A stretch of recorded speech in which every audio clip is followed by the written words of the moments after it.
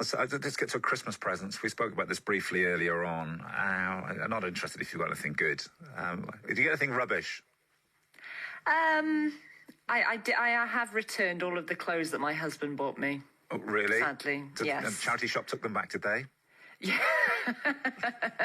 Yes, they did. Yeah.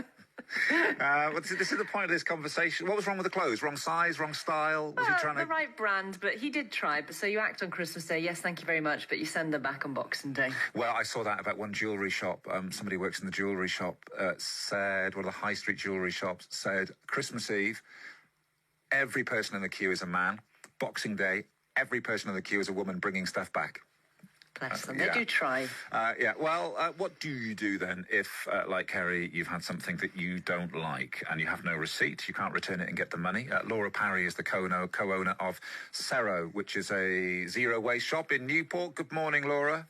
Morning. First of all, did you get anything that you had to force a smile with? No, not so much this year. To be fair, I was quite clear from the off that don't worry too much about getting me anything. I'll take vouchers or something like that so I can buy myself what I need. Well, frankly, I think they do well to do that. Don't dice with Laura when she's the expert on what to do with presents you don't want. So yeah, I had very little this year. I'd asked for very little this year, and true enough, people were more than happy to get me very little.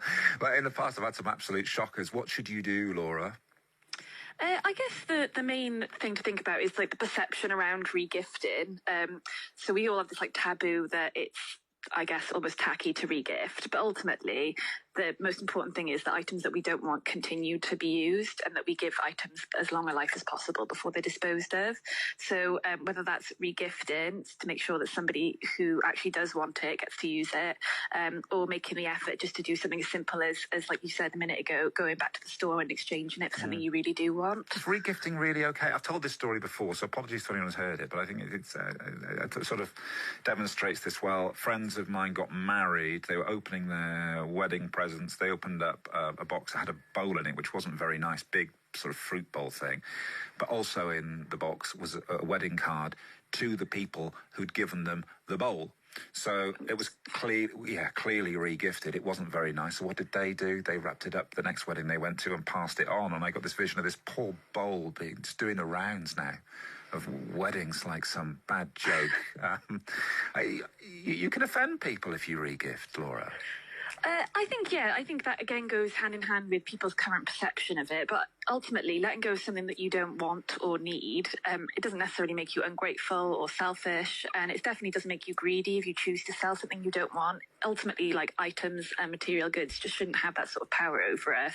The best thing to do is always pass something on if you don't want it yourself. Yeah, Kerry, you said you wouldn't be bothered about getting something. No, you've got to have a sense of humour about it, haven't you? And, my family's all quite funny. If you pass something back on, it's like, didn't I give that to you last year? And, you just smile.